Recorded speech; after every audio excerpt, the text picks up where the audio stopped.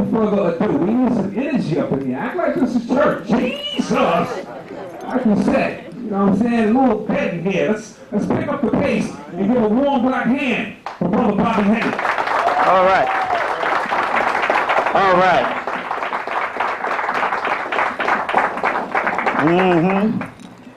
First time I had so much male energy. You know what I'm saying? The brothers show up. But then again, that's the army. So we look at it that way. And we are victorious. I want to put a footnote that we're back in New York City. For those people out there that these tapes go all over the country. We're in Brooklyn. We're in Brooklyn. I was in Connecticut, what, last weekend? Yeah. Last weekend, and I'll be in, is it, let me see, hold on, I'll get the plane. Baltimore, Maryland, November 3rd, so I guess that's next weekend? Okay, wait a minute, hold on. November 2nd. Wait a minute, hold on. It's a Sunday. Right, oh, that's the back of the plane ticket. Okay, that's the back of the plane ticket. Yeah, so whatever the deal is, I'll be in Baltimore, which is key because they still have that Eternal Egypt exhibit in Baltimore, Maryland, which the Book of the Dead is there. That's at the the Walters Art Museum, Baltimore, Maryland. That's going to be there till January the 4th. Walters Art Museum. This is the last stop that you can view the Book of the Dead. Most popular Camite artifacts that you see in most of the magazines, and so we got that going on. I'll put on my breastplate, and then we can and we gonna spit some rum to the deities. I guess we'll do that right off. We'll do that right off. Spit some rum to them. Damn, and give them their energy. Hey, there it is. Hold on. And then we'll, what else is going on? I need to get the microphone. Hell, I should have done this in the bathroom too. Hold on 1 minute. I need to get the microphone there because there's something on my mind I don't want to forget. Yeah, here it is. We have close to 92 new entities that came through. Just hold that there, like like Jerome. Okay, Jerome. Y'all remember Jerome? And put on my breastplate, and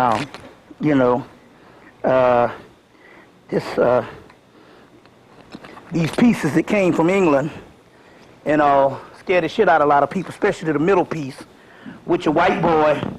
I tried to get him to order this middle piece, the Sabbatic go to the Baphomet. And he never would order it for me. And so I had to, brother in South Carolina was able to get some because of the simple fact that a little white girl down in the occult store in South Carolina, she didn't know nothing about it. That black people wasn't supposed to receive these.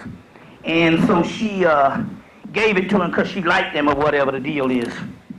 So was able to get it that way. It's been a conversation piece for a long way.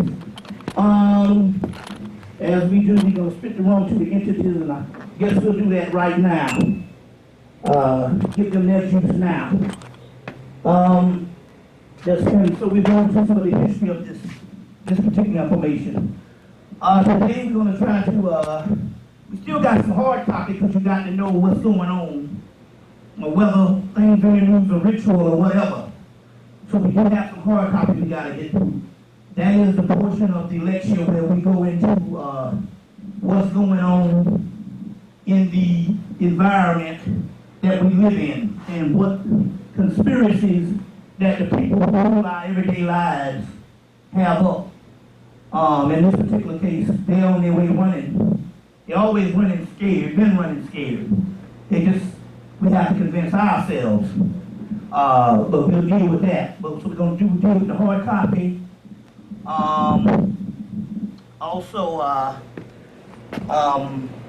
Trying to see here. Like I said, there's 92 deities. See, I got hooked on this thing, just that quick.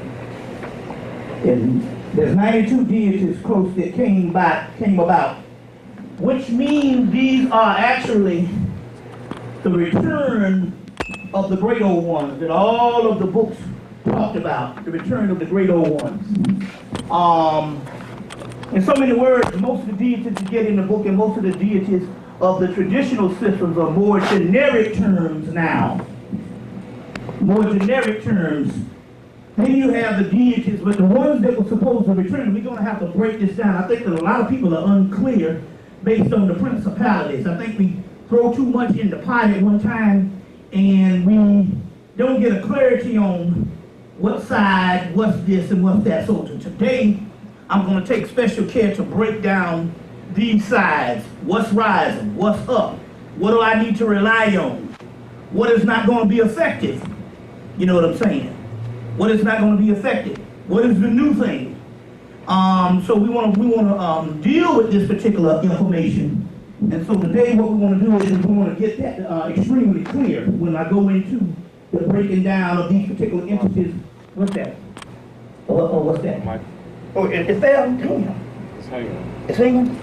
Where is it? Body of Oh, nigga. I'm going to have to clip it someplace else. A nigga rig it. I know where to go, yeah, okay. We'll get creative. But anyway, we need to break down this thing because there's can you hear it now? See, can you hear it like that? Yeah, check it, testing. Needs to be up? That's fine. That's fine, cool. All right. And so this is, we are beyond the particular point of trying to introduce people into these particular systems. We can't wait around. I mean, we've been up and running close to good 15 years or more from the history, and I'm considered a pioneer in the metaphysical, because at one time it was just Dr. Delbert Blair. I came about 12 years ago. So after 12 years, we can't just wait around to jumpstart people. We have to apologize. Fortunately, I have over 200 videos out. We have the access to all of the particular information. We have libraries all over the country. I have a personal library, personal archive, so nothing is lost. For the people who never saw me, never seen me before, and you actually want to get deeper into this stuff and all, just be sure to note that we do have a certain libraries. Where's my, I have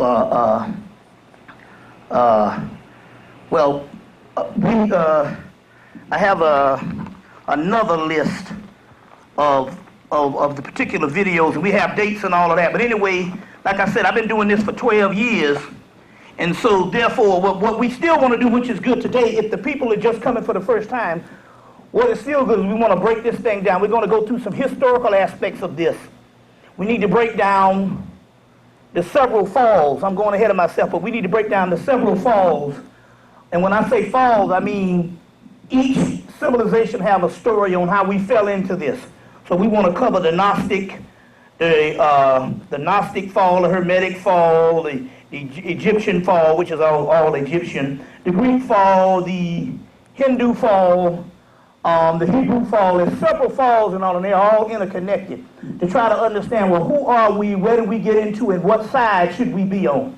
Things have been muddled over the years, and we want to get some of this particular information out. So let's give the entities theirs, give them their juice right now. So let me do this. We'll start off with the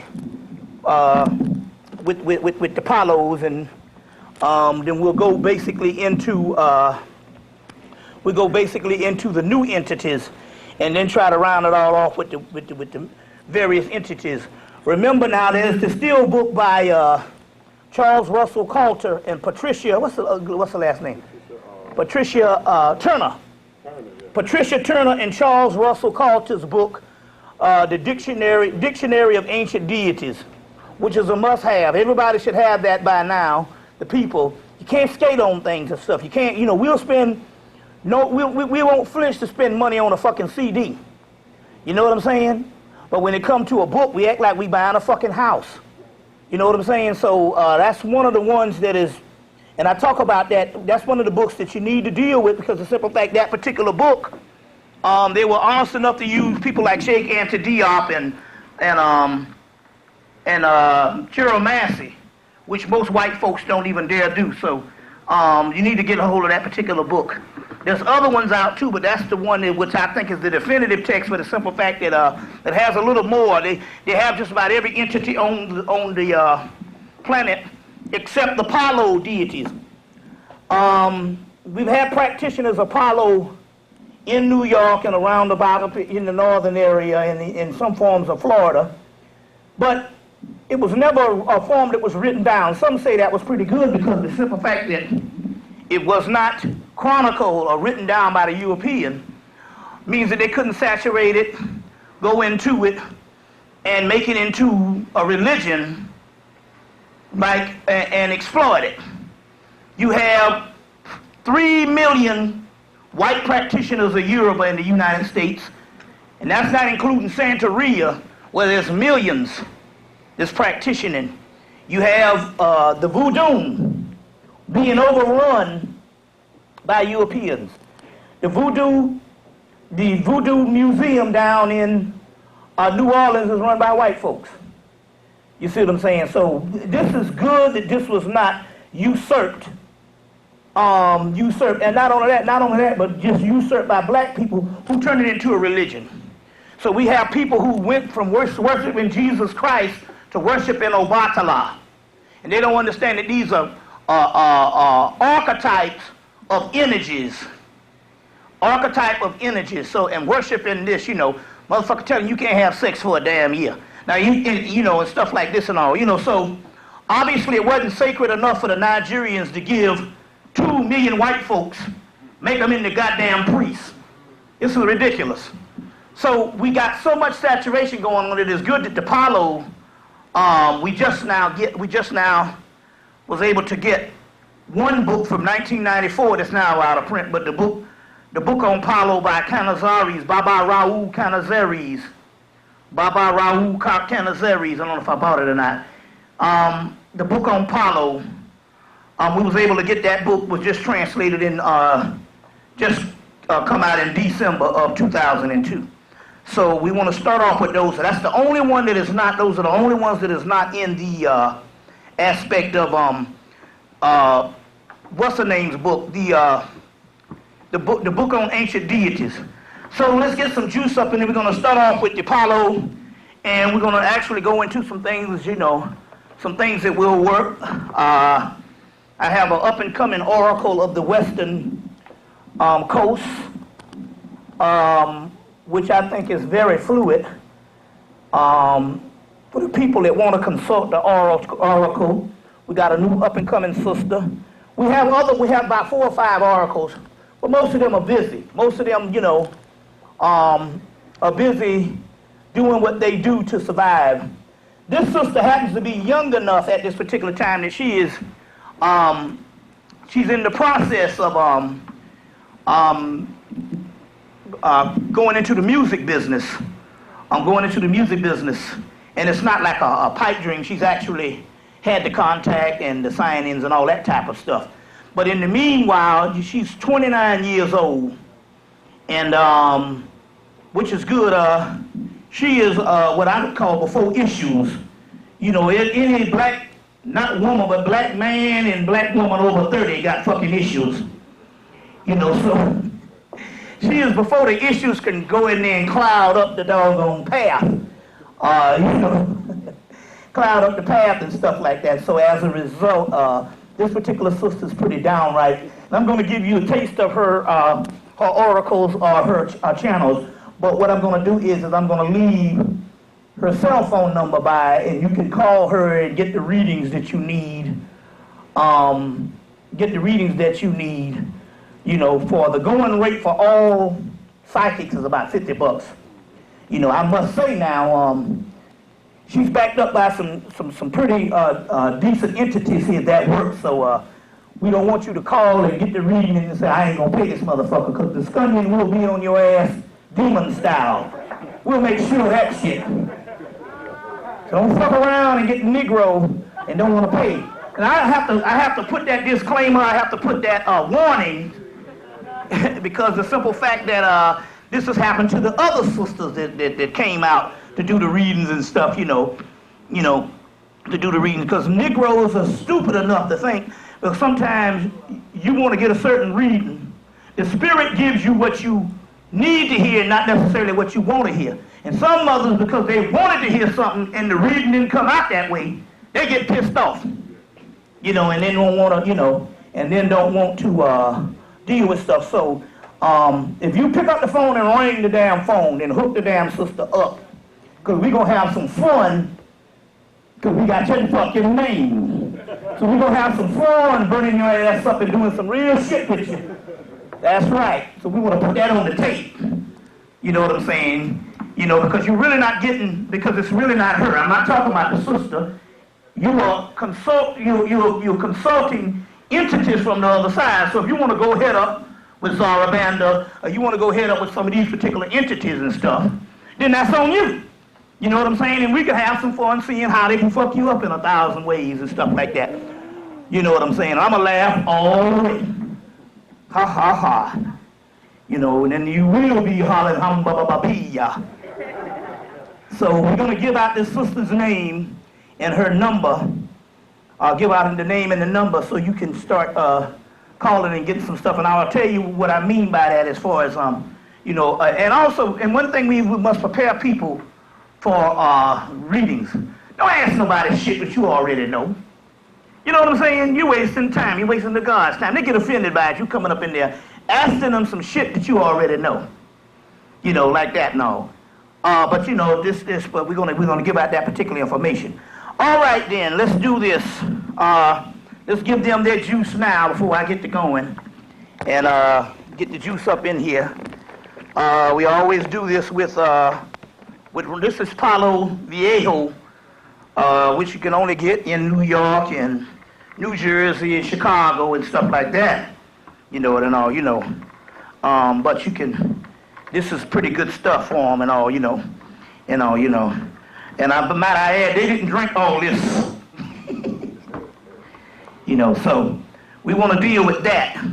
I want to say for the people that's just coming the first time, just remember, knowledge is supposed to be strange. Always look for the strange and the bizarre. Knowledge is supposed to be strange, it's supposed to challenge, and it's not supposed to confirm what you already know. What you already know ceases to be knowledge. That's just data. We always want to deal with that. So, therefore, always keep an open mind and different things of what we deal with. For the people, it's just him, but pretty much that's very rare at this particular time. So, let's give them their particular juice. And what I'll do is I'll use this cup right here. I done drank the coffee out of it. A little bit of that won't hurt. Give them a little bit of this. It is key right now that everybody at this particular time need to build some type of altar in your house. It don't have to be no more than a corner, but you need some type of altar. Running around bare naked, which means a lot of energy that's coming to you can be filtered out through your altar in your home. And by you not having that particular altar, what happens is you get the grunt of that particular energies, some of the negative energies. Even real powerful positive energies need to be filtered out through the oracle or through your particular altar and stuff on a time-release base, because it's a lot of energy, until you gradually grow to the level and open up to the level to be receptive to that particular energy. But at this particular time, everybody should be rolling with some type of altar. You know what I'm saying? In your house. And the worst thing you can do is not put an altar up in your house, number one, for what somebody might think, or number two, based on the cosmetics of the house. You know what I'm saying? Some people say, they based on the cosmetics of their house, the way they got their house set up, that's beneath them to put an altar. So you're taking style and fashion over spirit. You see, so that's the worst thing you can do. But at this particular time, everyone should be rolling with some type of altar in your home. some type of altar in your automobile. Why not? The automobile is the most dangerous thing on the planet. They got people get killed in automobiles, what, every 5 seconds? Or every 5 seconds to every 5 minutes, somebody's getting killed in an automobile. So it's safer to be on a fucking plane than an automobile. So you at least need to put some type of altar in your car. And this rum is very good to spit 4 ways in your car. I know one sister, and I talked about this on my video, you're spitting this rum 4 ways since damn 2000, no, since 99. And since 99, and they had no insurance to none in the last 4 years almost. You see what I'm saying? I'm not necessarily telling you to try that at home, but I'm just trying to tell you this to let you know the kind of protection. You know, the kind of protection. And there's all types of protection you can do. Like if you go on a long trip. Well, number one, everybody should be rolling with the dog Anubis. How many people don't know what the dog Anubis looks like? The dog Anubis is, Anubis or Anpu is, you can get some of the books. The brother might show you a book back there that have a picture of Anubis in it.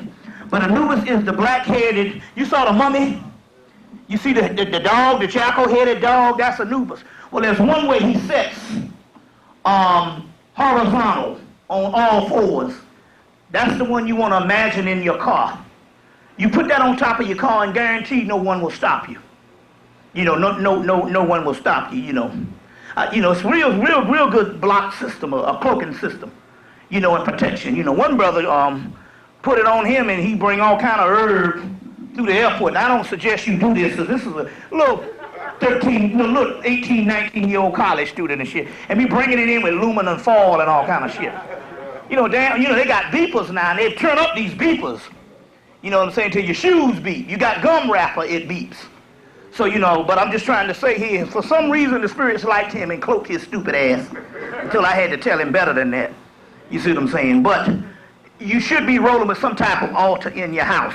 Some people saying, well, I don't know what the altar should be. Well, other than the principal deities that you might want to align with, the altar is basically, what you think of is more powerful than the traditional way to set up altars. What comes in your mind is what is a more powerful way, because that means you're addressing the altar from inside out. That means it's coming from your personal energy, coming from the personal archetype of the collective unconsciousness in your mind. So it is key that outside of the initial entities and the initial entities and the initial candles or whatever, some traditional things we'll go into. Basically, the way you dress your altar and what you put on your altar is personal, and it makes it much more powerful. And also, it gives you it defines you out of other people doing their altars when the gods can look, or the entities can look and actually locate you based on how creative you've been. That's called creative physics. You see what I'm saying? So that's very key that you want to do. So let's pour these libations. And then we'll get into a lot of this particular information and teaching. And we're going to start from square one and deal with some of this particular stuff. But I still have to give the hard copy, because there's some interesting things that's happening, and you need to be on top of what's going down. I just got some confirmation, which we already knew, which the government already said. We got some confirmation just today on another little piece that's verifying, and I'm so happy about this, about the soldiers that can't even give blood, the soldiers from Iraq.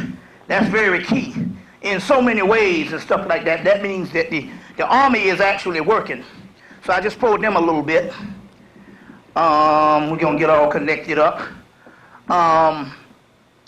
The elixirs, and I think I might have said that the last time about the football player. Did I talk about that the last time? One of the brothers, one brother played pro football, and anybody that plays pro sports, especially football, they ain't nothing after they get off the football team as far as their bodies always ache, chronic pain, you know what I'm saying, and all. And this brother started drinking the elixir that we mixed up, and the brother, it was medicinal and it healed everything. So we have just about any kind of way that you want to deal with things, at this particular time. Here's a book that I want people to try to go on the internet and get. I used to sell them, and that was when I had my hookup at Kinko's. But you know how they go. Brother got the hookup, but brother can't stay at Kinko's forever. So they leave and the other motherfuckers get new on you. This is called the Occult Technology of Power.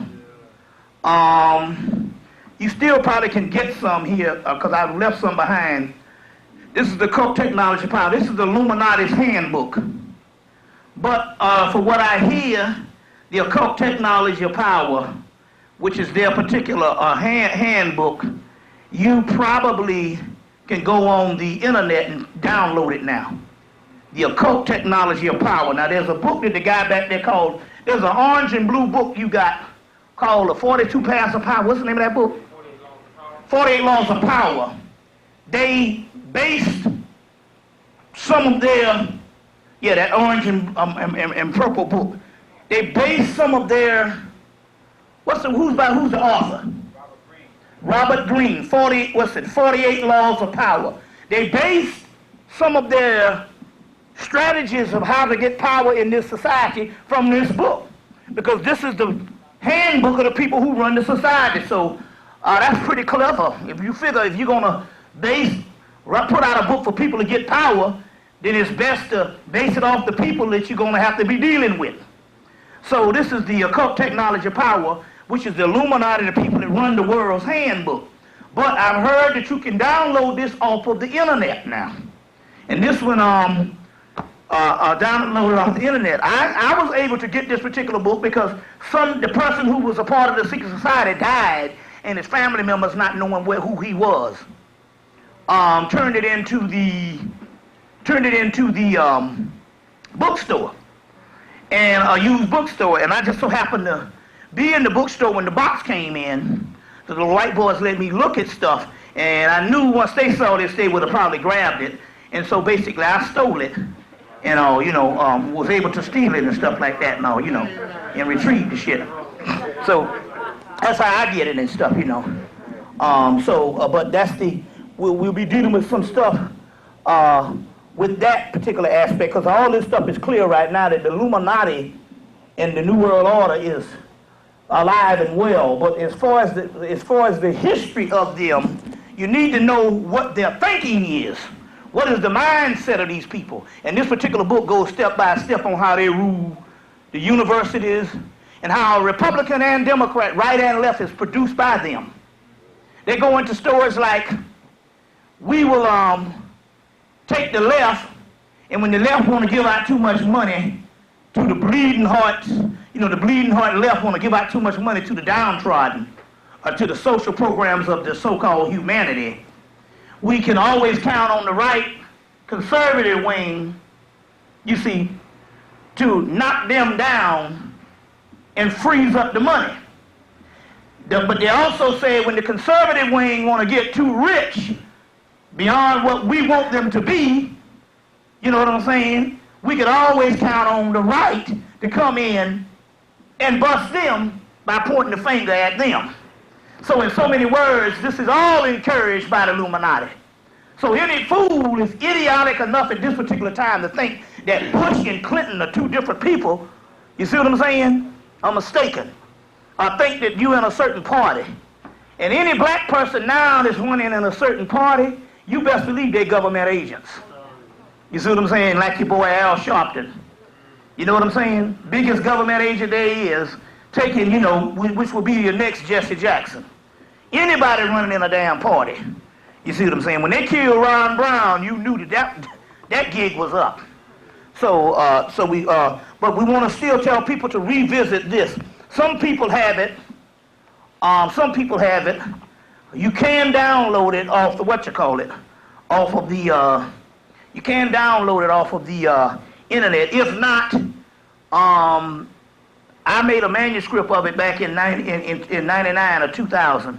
And so therefore, we still have it, and we'll get the brothers to sell it or whatever. How do we do that now? Okay, let's spit the rum and let's get this thing going. We got a lot of new entities and all, yep. All right. Spit the rum.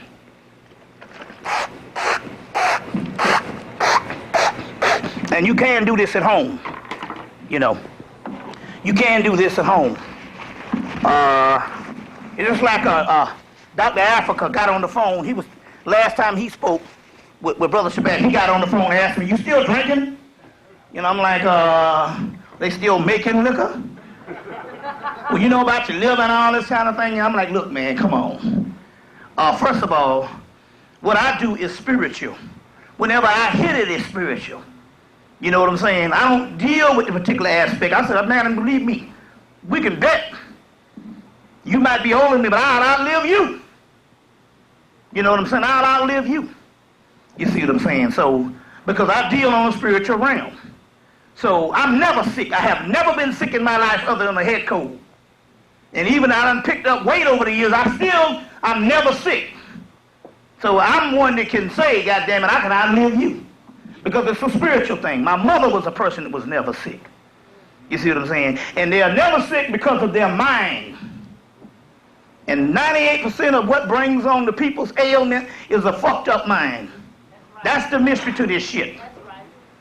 Is a fucked up mind. And you might tell yourself, I'm all right. No, you really need to check yourself if things are breaking down and you're always sick. You see what I'm saying?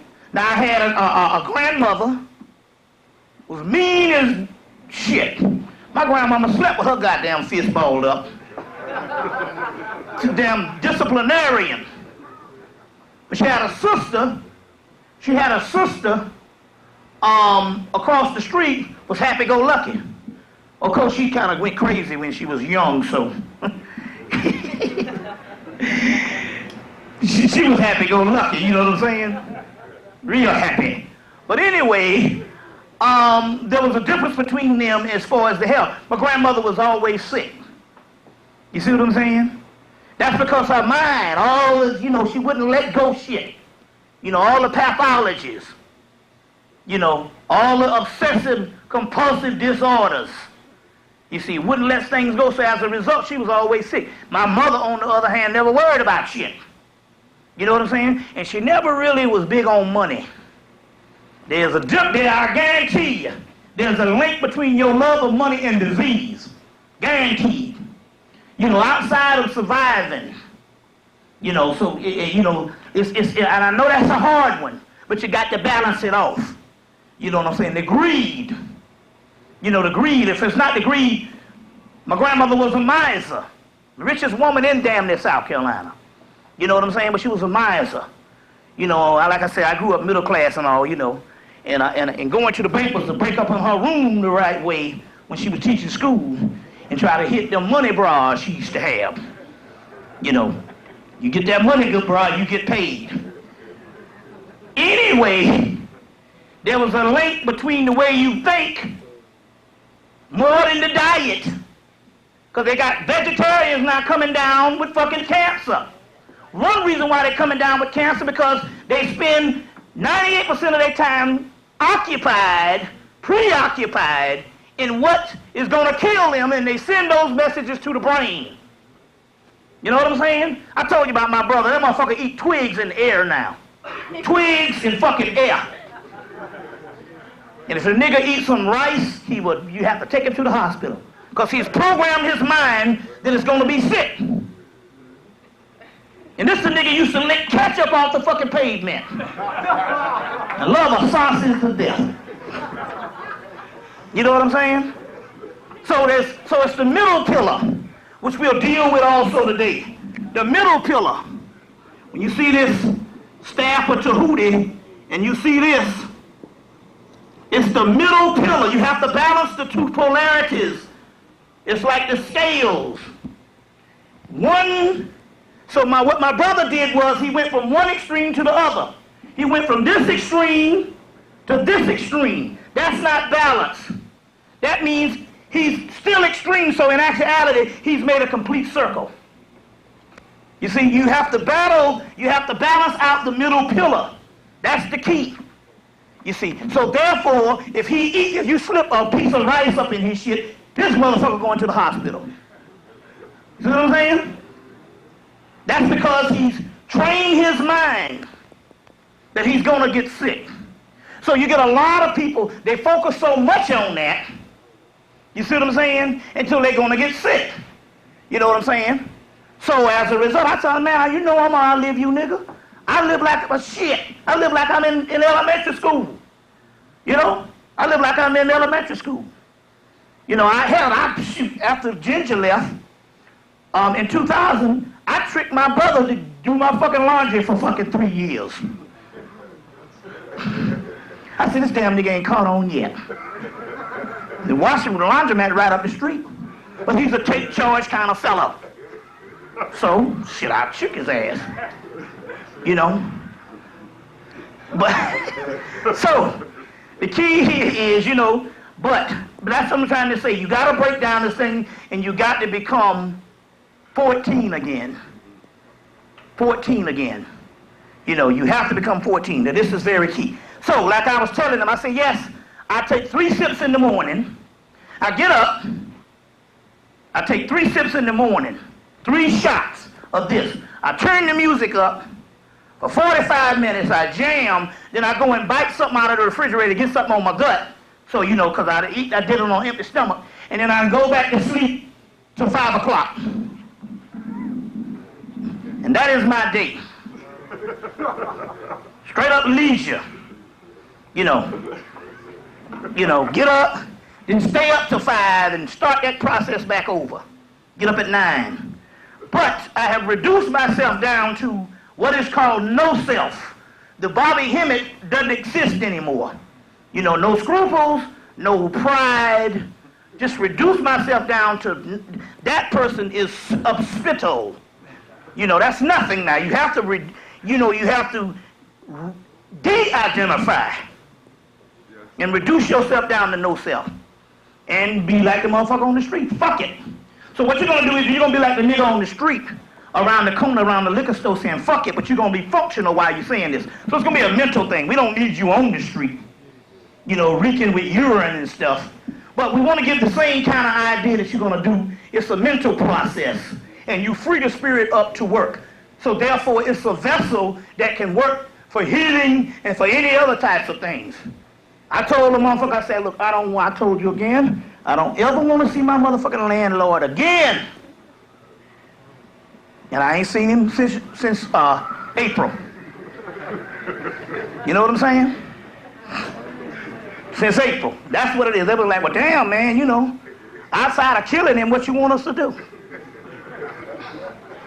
Now, that's what we're dealing with. Let me get into this particular stuff here as we go on, because I want to give them their juice. All right. I'll take me a little sip to libate the thing, because I want to be one with them. You know what I'm saying? Don't mind if I do. All right. All right. Now, remember now, this Odyssey only came about in 2000, because I couldn't... I mean, I couldn't drink or do none of this type of stuff, you know, before 2000. You know, some wine and some Manischewitz and that Bass Ale and all that shit, you know, and all. But you know, it's a spiritual thing. All right, let's deal with this. So you know the drill. Zarabanda, Zarabanda, Zarabanda. Ashe, El Cristo Negro, Las Spiritus and Tranquilos, Santissima Muerte, San Simon, El Cristo Rey, Madre de la Luna, Madre de Agua, La Santísima Piedra Iman, Francisco Sieki Reyes, Mama Shola. All right, now we got to get through these ones that just came to the planet. I'll explain all this to you. Ishtar, Manu, Noku, Mana, Inmatu, Titi, Jova, Lalila, Owalinsu, Oticha, Tiacha, Shirola, Shumala, Omagumu, Alcala. She said she want to be called Queen Alcala. Woo! These motherfuckers got some balls on them. You know, I want to get this right. Because I got a lot of them that came through. And I want to get it right. Yeah. Alcala, Locayo, Cacumbo, Lalila. Okay, Lavado, Luigi, Atama, Dodugo, Papua, Owadege, Leola, Godugo, Biwasta, Amatees, Owadege, Okay, going right along. Nisaba, she just came through.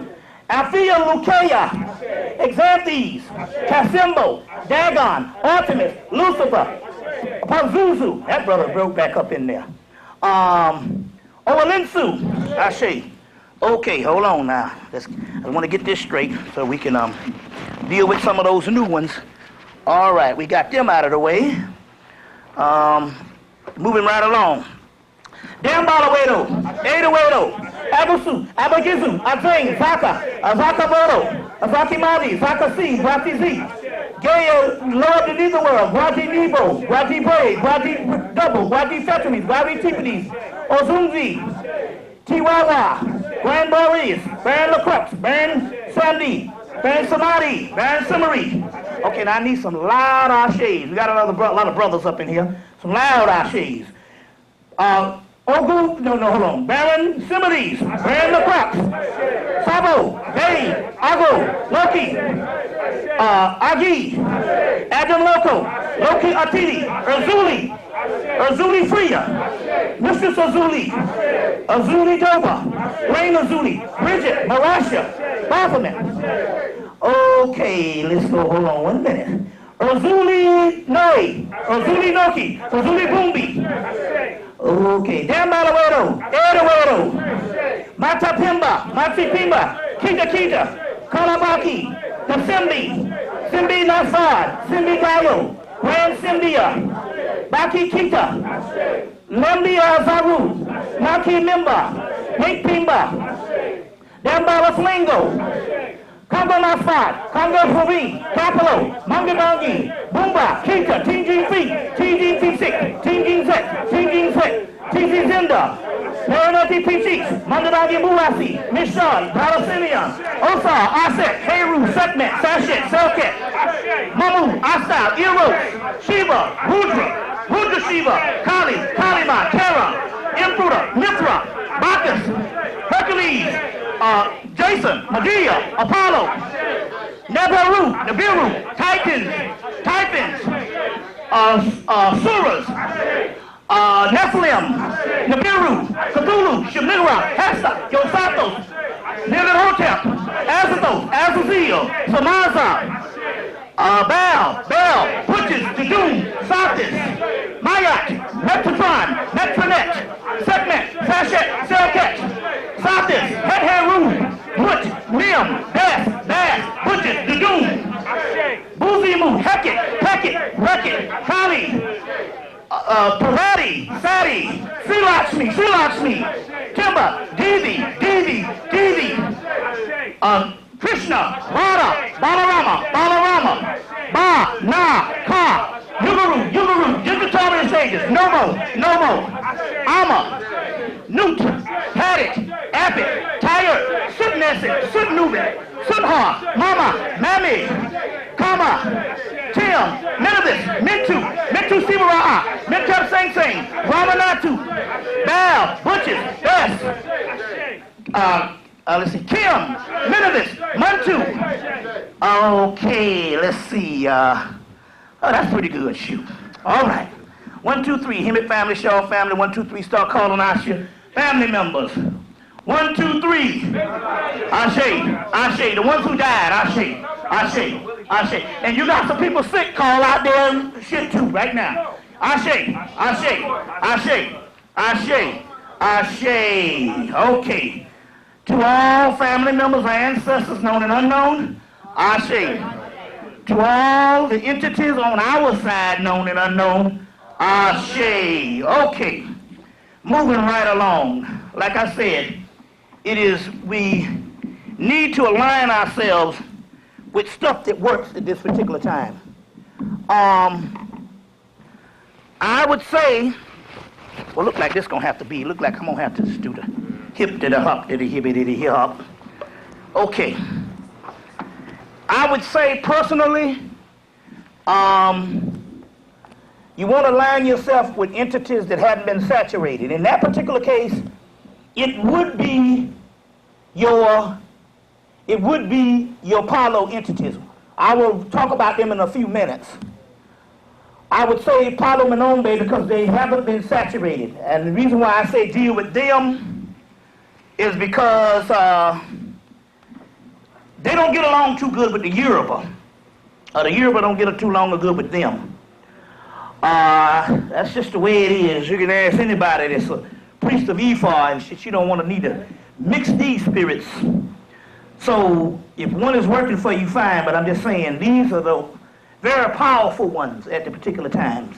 These, you know, so, but we will give you the lineup if you want to deal, we want to give you the lineup with also the ones that started coming from 2001 on into, I guess, last week.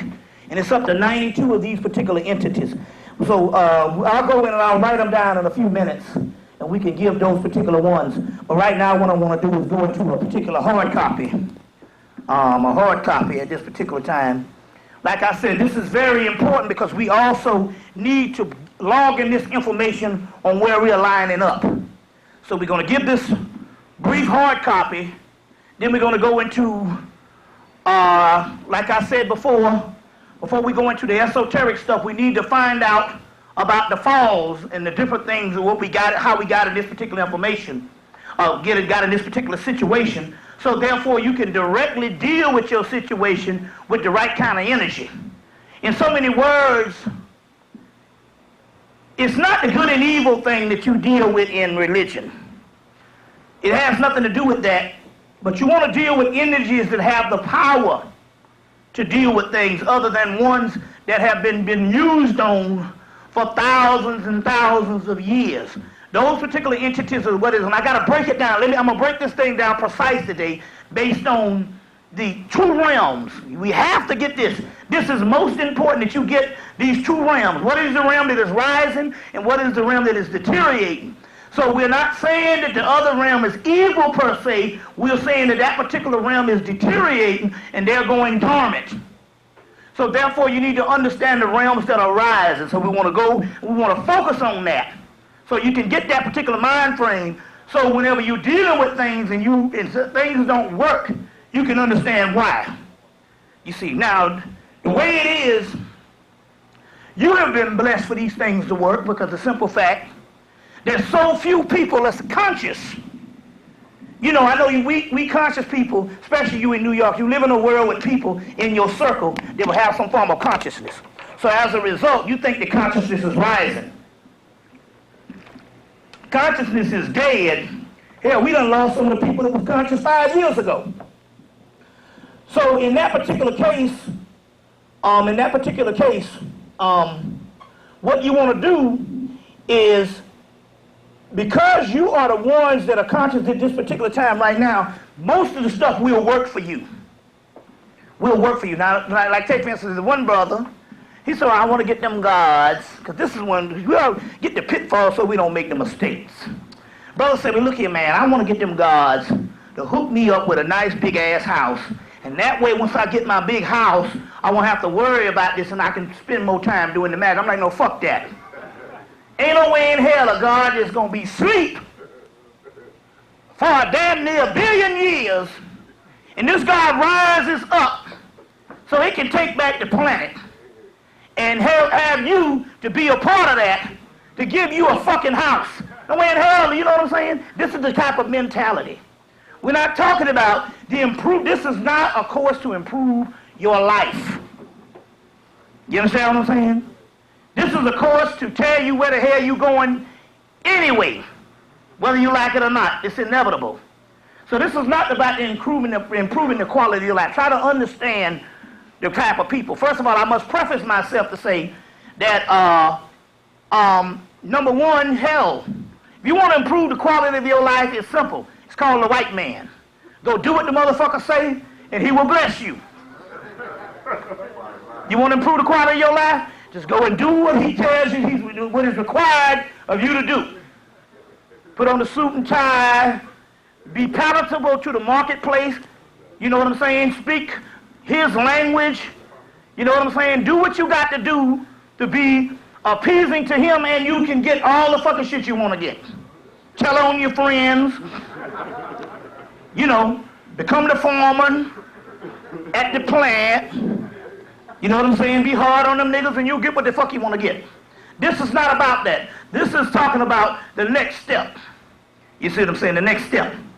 You know, I do not advocate being pro-life. I mean, if you can make it through the hells, fine. Do what you got to do to survive. You know what I'm saying? But this is not about pro-life. Fuck life. You know what I'm saying? I'm pro-death and anti-life. You say, well, what is, yeah. So therefore, I've pretty much completed worrying about shit. You know what I'm saying? If I say, well, fuck life, and I don't give a damn about life, then pretty much anything goes on in my life is a cakewalk, because I really don't give a damn about it. You understand what I'm saying?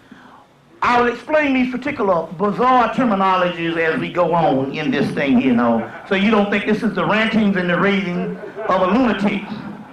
You know what I'm saying? I will explain all of this particular thing here. Don't get me wrong. Some of you are coming in on after a 12-year odyssey. You know, so if it seems like, well, what I done got myself into. You know. Another thing also, too, this is not to be in comparison. We're not, for the people that's into the isms, Christianity, Islam, Judaism, Dr. Yorkism, you know, you got all these goddamn isms you got right here. This is not to compare with the isms that you're in. So whatever I say, it doesn't matter whether it validates what your ism. This is not to compare with those particular things. You know what I'm saying? This is not to compare with those things. You know, and you know, and so my point here is I'm not to confirm what you're already into. If you're already into this thing and you're still catching hell, or you still don't like the world that you're into, obviously you got some more work to do. And your work is not to go about to lecturers to see, can I confirm that Jesus Christ died on the damn cross? You know what I'm saying? So that's one thing. We need to get these things out of the way. Okay, let's go into this hard copy because it's very important at this particular time. This particular time of what's going on. The first thing I want to do. Let me do this before I do it. I want to give out the sister's number for the people that want the oracle. Now, like I told you now, don't fuck around. You know, a nigga will be a damn nigga. You know, some people move down the street from me to, you know, and I've been saying this in the election that came through. I said, you know, I try not to damn fuck with my neighbors or nobody. I don't want to get to know them, because getting to know too many damn people mean they're going to come and ask you for some shit.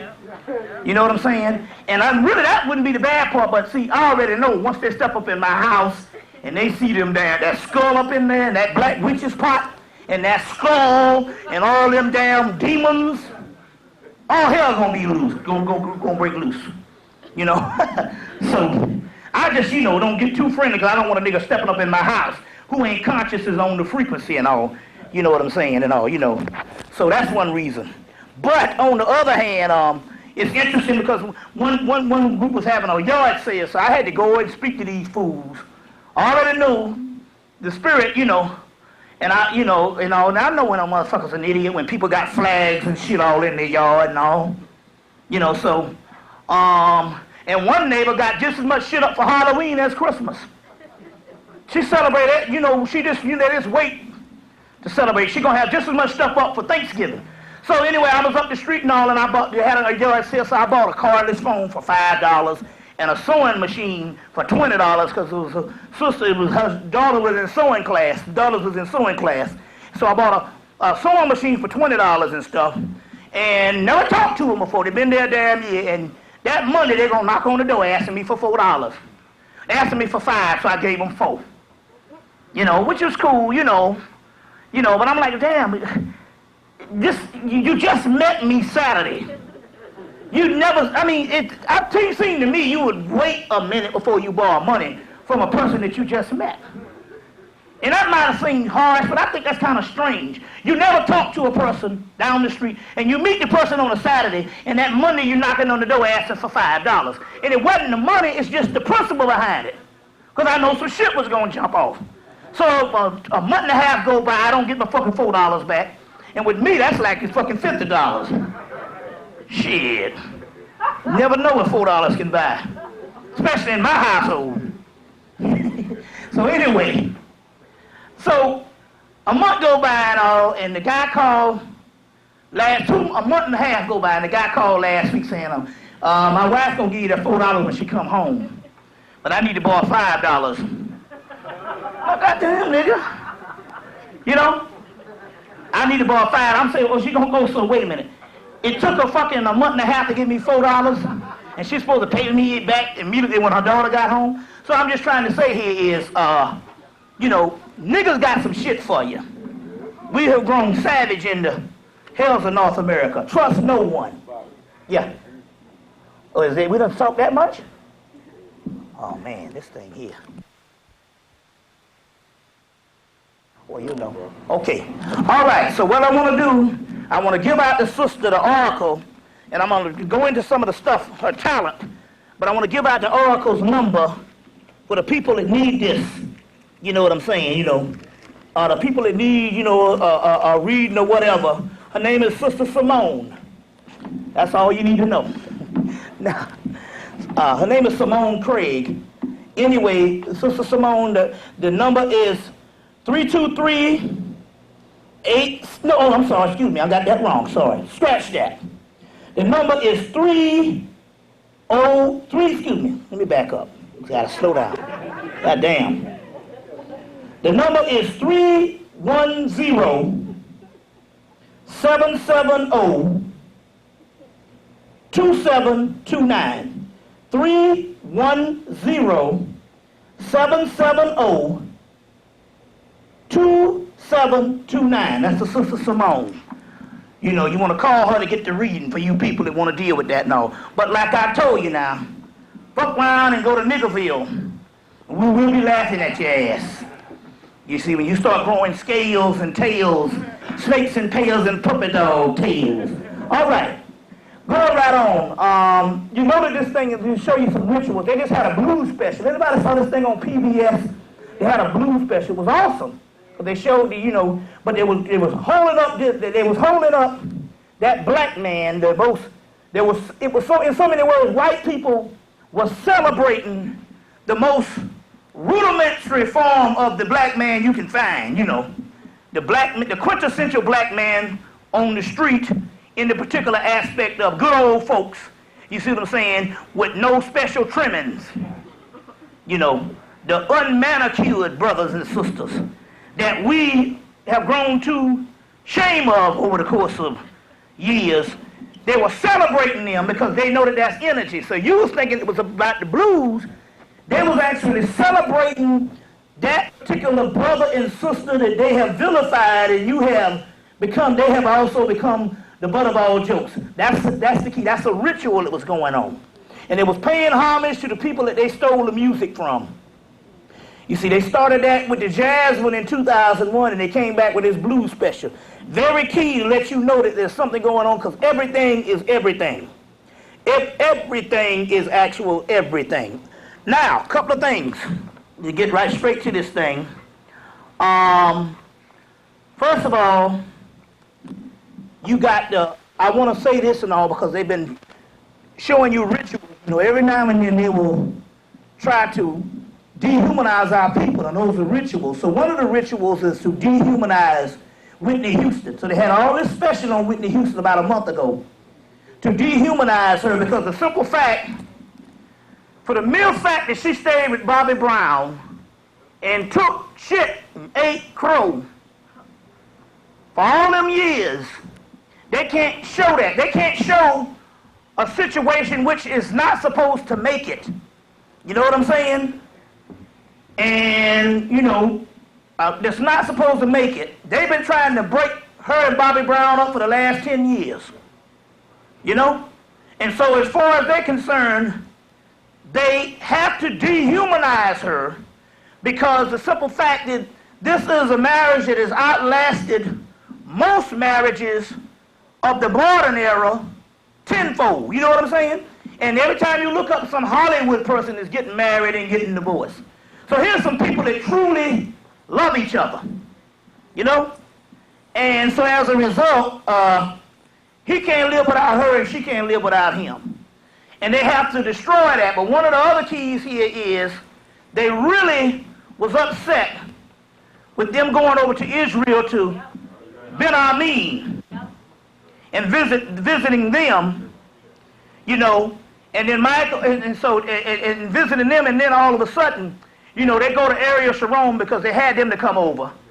Because, like they said, well, why did they beg for Whitney and them to come over when Whitney and them wasn't even visiting them? They're saying because they're in such bad shape to publicity-wise, Israel want to be seen as friends with anybody they can get their hands on. But there was a move that went down, and either the brothers over there checked them and told them to be on the lookout for her, or either Whitney realized it herself. Now, this has nothing to do with matriarchy, patriarchy, but you got to understand something. She's in the tradition of them Jews over there. So Ariel Sharon, the first thing he does is he sticks out his hand to Whitney, and Whitney steps aside and says, no, fuck that, and gives him Bobby's hand, and Bobby shakes his hand. Now, anybody know that any top rabbi that comes over, you see what I'm saying? They'll greet them in their particular protocol. They would not shake the woman's hand. They would shake that top rabbi's hand. Now, this has nothing to do with sexism. It has something to do with being in a certain house and what they deem is appropriate. You see what I'm saying? So she did the right thing when she stepped aside and let Bobby shake the hand. And that was like, how dare you, this thug nigga gets the chance to shake the head of Israel.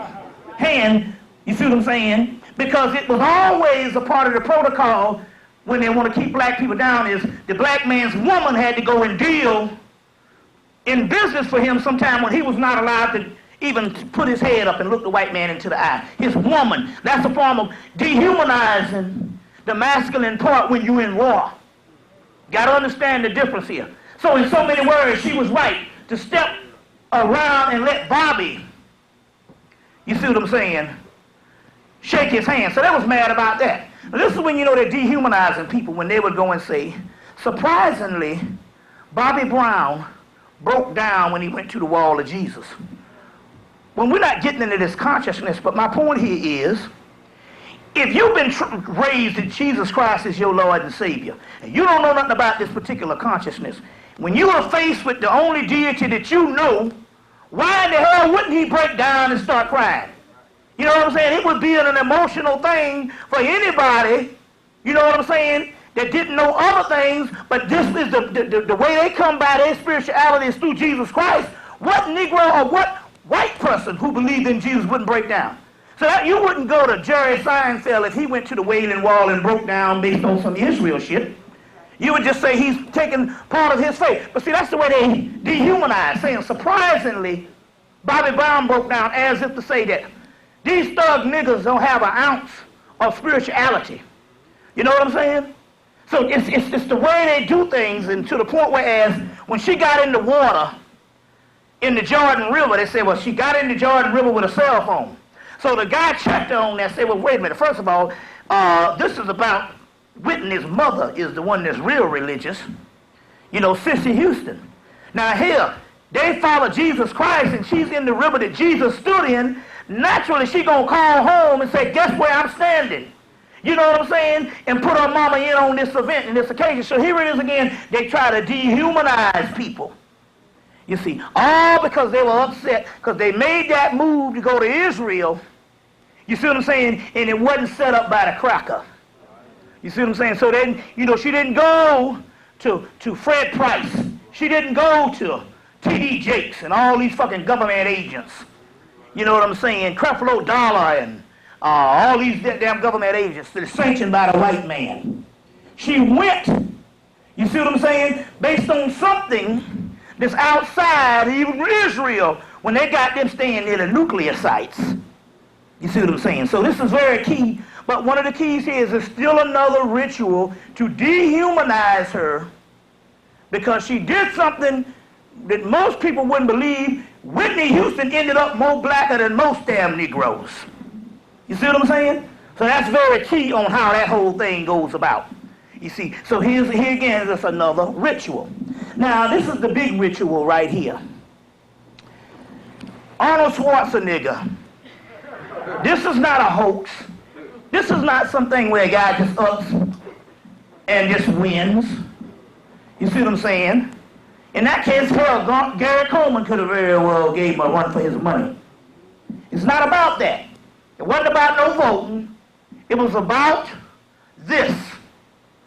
Number one, if you understand the history of the Nazi Party and understand the occult history of the fool society, the Vril society, these are the societies that the Nazi Party is the political aspect of, but it's not necessarily the real potent secret society to identify with. In so many words, they had an agenda, and the figure of that agenda was Hitler.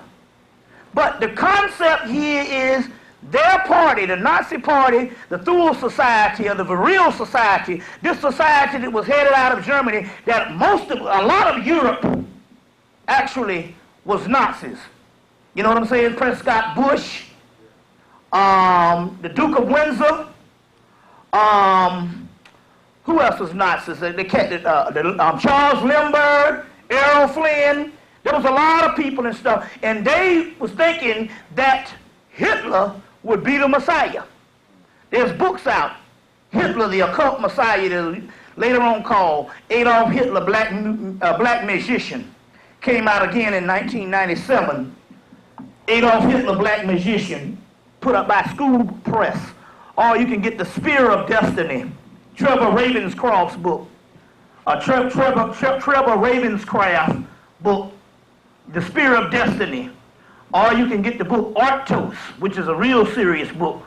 Arctos, The Polar Myth, by Jocelyn Godwin. Jocelyn Godwin. That particular book, Arctos, The Polar Myth, where they deal with this thing where they were looking for a Messiah, an Aryan Messiah from the eugenics society, which Prescott Bush, George Bush's grandfather, was a part of. Notice the connection. The eugenics society believed in an Aryan Messiah that would reign for 1,000 years. That would reign for 1,000 years. They believed in this Aryan Messiah. The eugenics society believed that this particular one had to be pure European. So Arnold Schwarzenegger is pure European. He's from Austria, which used to be a part of Germany. Used to be a part of Germany. Okay? So it was pure. He believed that it was he was talking about pure Europeans. So that's one aspect of it. The other aspect of it is we got the god Horus, which is, the Egyptian Jesus. Then you get the god Heru, you see what I'm saying, which is the chimeric form, or hero in Greece. Heru and hero in Greece. Now, the last action hero, according to Hollywood, was Arnold Schwarzenegger. Everything is everything. Everything is a ritual. Because they've been grooming him since 1982. That's when Conan, he did the pumping iron in 1978. He did the Conan, which was his second movie, there was one after that, but the one that was the major movie, which catapulted him into stardom, was Conan. You understand what I'm saying? In 1982, they've been grooming him ever since. Now remember now, the Illuminati and all those, they do this. We know that it can take years for things to progress and process, but they will have an estimation of things that's supposed to go on. So that's when you know that everything we're dealing with, nothing is real. So the key here is, number one, he's a hero because he's played heroes in all his movies, which most of all of Hollywood represents hero. Now you're talking about East meets West.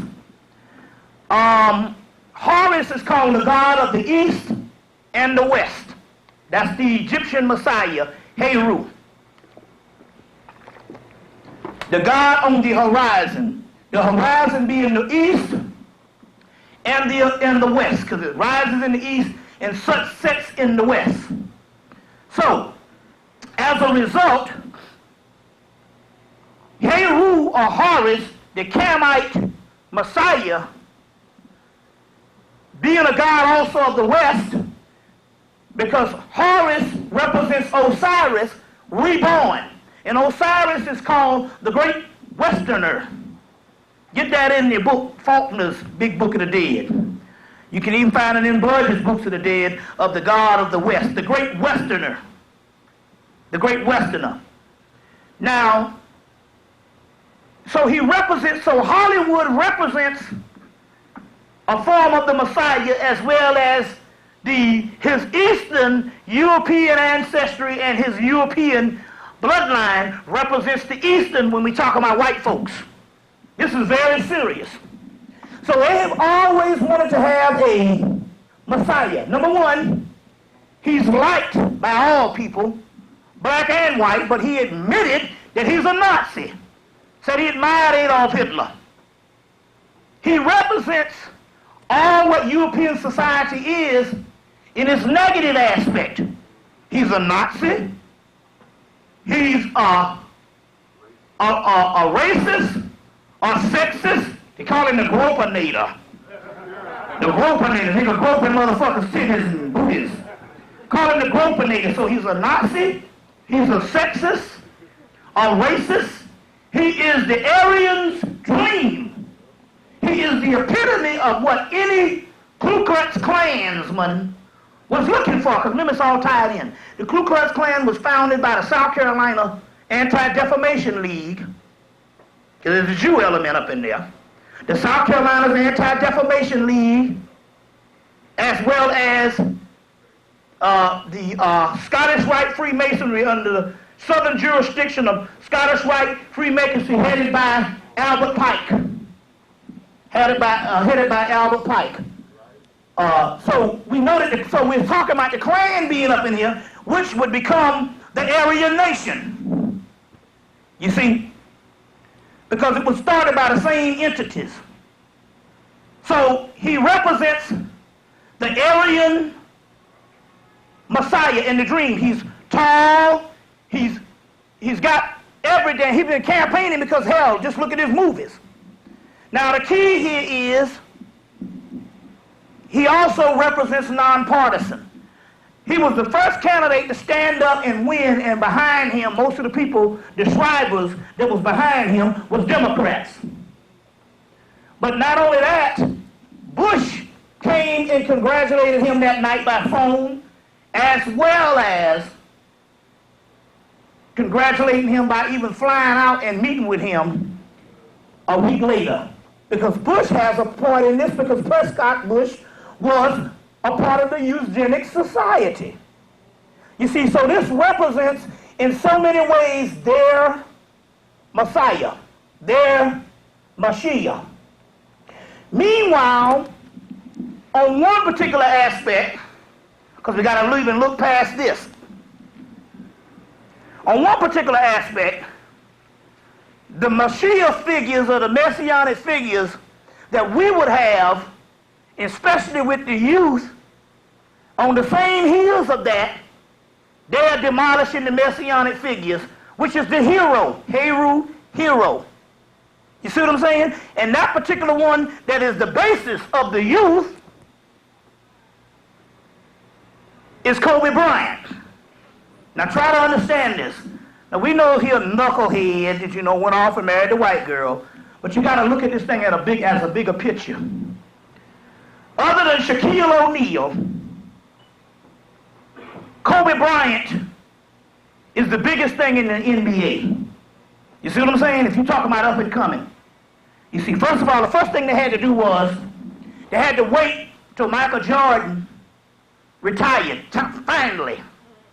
Now you got to understand the science on this. This didn't go down. This didn't go down until Michael Jordan retired. You're saying, well, why did it have to go down when Michael Jordan retired? Because until they put that Chinese man up in space 2 weeks ago, was it 2 weeks ago? Until they put that Chinese man up in space 2 weeks ago, the most amount of people on this planet is the Chinese, the Asians. but mainly the Chinese. They got the most amount of people. You know, they got 1 billion people in Red China alone. So, as far as they was concerned, that the biggest star that would have been the biggest star ever to grace the planet would have been Bruce Lee. Look how big he was at death. Can you imagine what it would have been if he left, if he had lived? So that's a conspiracy within itself. But until they put the doggone man up in space, the biggest star of the largest population on the planet was Michael Jordan. Because in the day when they announced that Chinese guy going up in space, and which was complete propaganda, they said, well, who was the biggest star in China? They said Michael Jordan. And before that, it was Michael Jackson. They always got to dethrone the hero. So the biggest star, can you understand, imagine that? If you're a white man that hates black people and live to hate black people, can you imagine that? You got the most amount of people on the planet. And the biggest star in there, and with millions of Chinese, not including the Negroes over here, and the brothers on the continent, was Michael Jordan.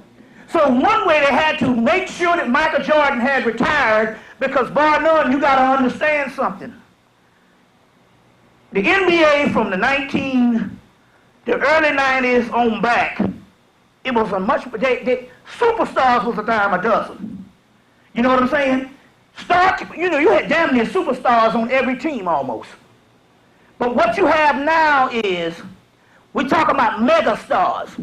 You know, one time we talking about Dr. J, Magic Johnson, Jabbar, Michael Jordan, all them playing in the league at the same damn time. You know, now the star quality, bar none, you got the 2 top stars in the NBA is Shaquille O'Neal and Kobe Bryant. Make no bones about it. And the top star to the people that is the youth is Kobe Bryant. Got to understand it, because it's even bigger than the racial thing, because half the niggas got white women. You see what I'm saying? The key here is they got to put one particular superstar up, they got to level the other. So Kobe Bryant represented not only a huge star, but look, Michael Jordan went to college for 4 years, and it took another 4 years before he started winning. Well, he came in in 1984. They didn't win the championship until what, 1991?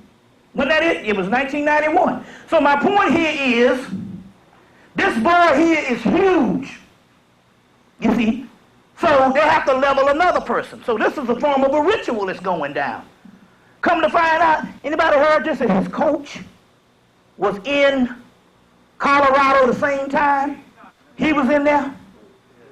His coach was there. That let you know this shit was a setup. I said, why didn't he take off? Why didn't he get Shaq? But see, the NBA is like, now, it is a business now. We can't take all the fucking superstars. We got to have one. So Shaquille O'Neal fell through the cracks. You see. So, his coach was there at the same time. It's not by mistake that this guy would get busted in the state that has the most strenuous laws ever. No means no. And it doesn't matter how many people she screwed. She could have screwed 1,000 niggas. But when she said no, that's the law. So it has nothing to do with that. The law is they got a brother not doing life there. And no means no.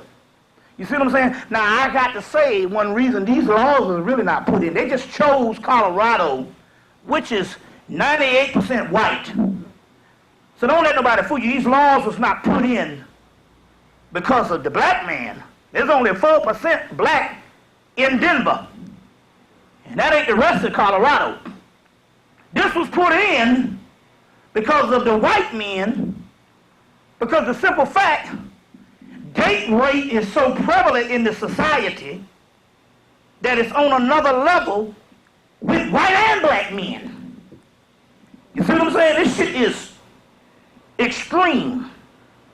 You know, when I went to Indiana one day, and every damn woman in the fucking room had been molested and raped in some kind of way.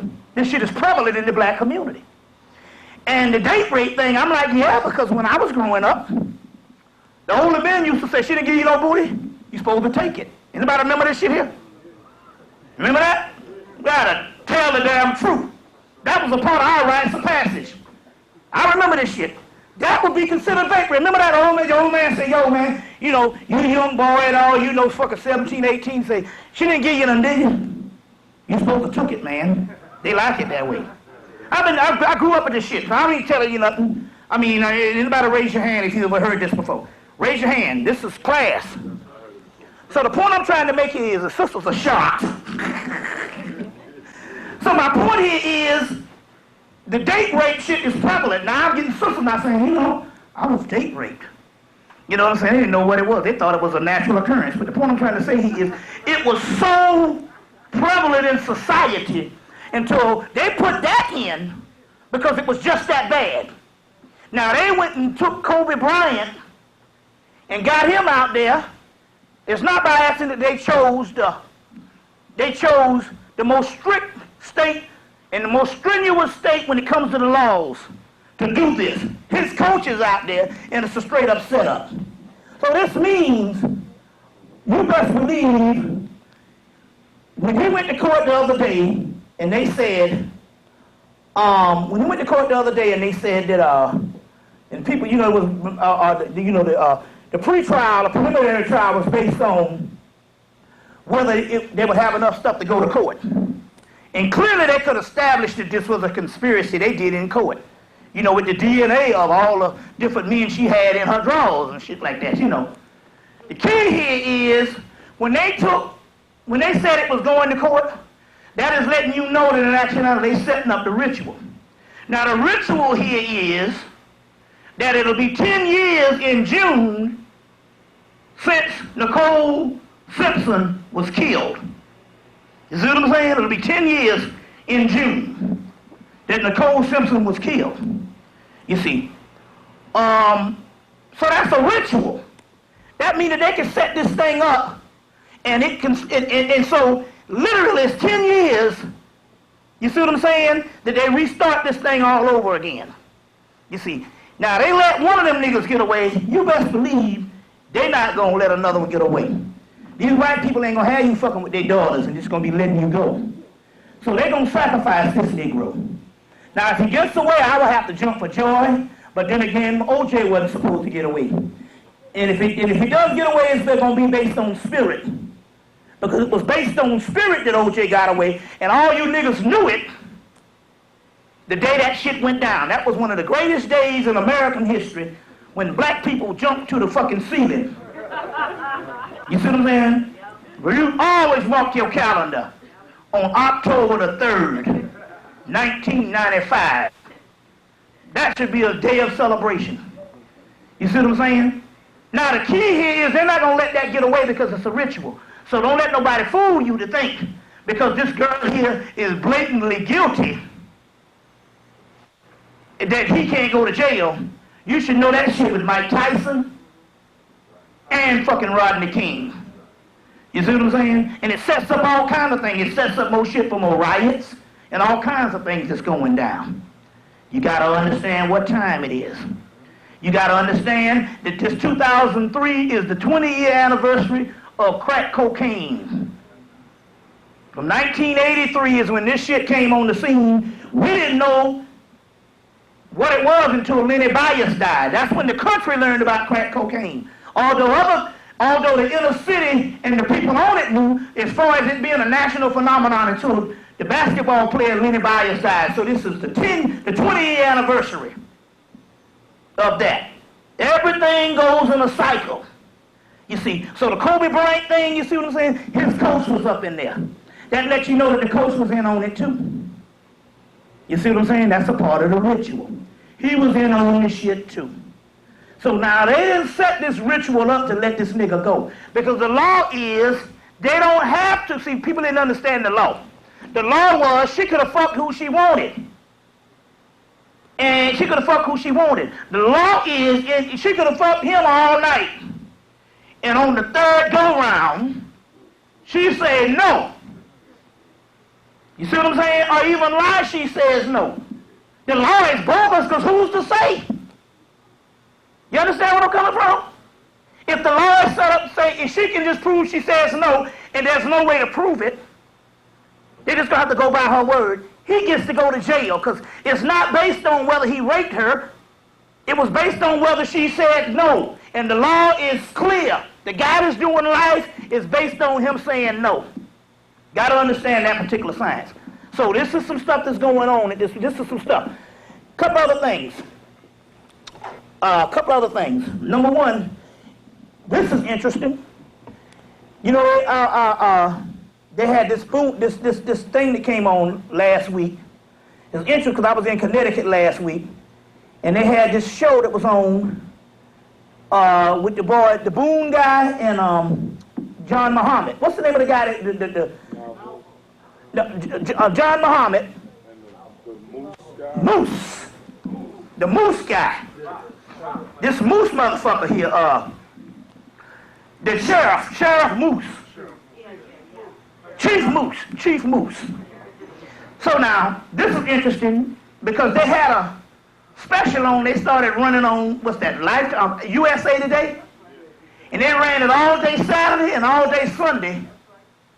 And his trial was on Monday, started on that Monday. Now, my point here is, that's bold that the TV would make a movie and start it and run it 2 days before the trial. Now, they ain't done that in the white boy.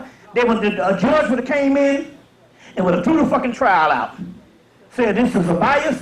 This is so biased now until we can't have a fair trial. You know what I'm saying? They would have thrown the trial out. But they let this thing go to trial because these was two black people. Now, number one, they did that the day after. And see, they can say, well, you know, it wasn't about him, it was about the Chief Moose. Chief Moose just stood up and cried on the fucking TV, which was dramatic, melodramatic. Any fool knowing law enforcement, you can get fucking fired. If you got subordinates, you never let your subordinates see you cry. That fucks up morale. You know what I'm saying? That was all contrived. It was all a part of Hollywood. Everything is Hollywood. So, they're going to say it's his story. This show Charles Dutton a couple of times. And then they even influenced the jury because they got the little boy shooting out the back of the car. But I thought that John Muhammad was the expert marksman. You see what I'm saying? Which nobody seems to know when they went to his army unit. That the army unit said, we never trained no John Muhammad. But the day that they captured him, the Pentagon said that he's an expert marksman. You see what I'm saying? That means that he got training all right. But it wasn't from the army unit, but then again, on the other hand, we're also talking about MK Ultra. He is a government agent too. But let's see how far the rabbit hole goes. So they got this thing going on. Let me tell you when I'm talking about everything is Hollywood. Chief Moose crying. All that shit was set up. Remember now, they did the movie 2 years before called Liberty Stands Still with Wesley Snipes. But Chief Moose crying was all a part of the Hollywood drama. Because check this out. Come to find out, you know that cracker would do it, he'll do it one time and he'll do it one time only. Come to find out, Chief Moose and John Muhammad were in the same fucking army unit together. He knew John Muhammad. Homeboys. Both of them from what, Mississippi? Baton Rouge, Louisiana. Both of them was in the same army unit together. Now what are the fucking odds of some big guy gonna be in Tacoma, Washington, and he come to shoot up the place in the Maryland and DC area, and Chief Moose black ass is one of his running partners, and we supposed to believe this stuff here? You know? Chief Moose ends up with the prototypical white woman, and then retires afterwards. Don't see nothing, don't know nothing. Writes his book. You understand where I'm coming from? In the same army unit. Letting you know that you don't need to feel for none of them niggas, including John Muhammad, because it's all a part of a Hollywood setup. Part of a ritual. That's going on the way. That's gotten on the way. Meanwhile, isn't it funny how they can try both this guy and Kobe Bryant is getting ready to get tried, and fucking Robert Blake black ass ain't had a court date yet. And he killed his wife for real. You understand what I'm saying? But they can try everybody and then fell off a damn meat wagon, and Robert Blake is still chilling, and ain't nobody saying nothing about it. Very key that you understand what's going on as far as the rituals that's going down. Because as you know, I told you before when I was here a couple times before that the same guy who shot Khalid Muhammad was the same guy who trained John Muhammad in the service, you know, not in the service, but in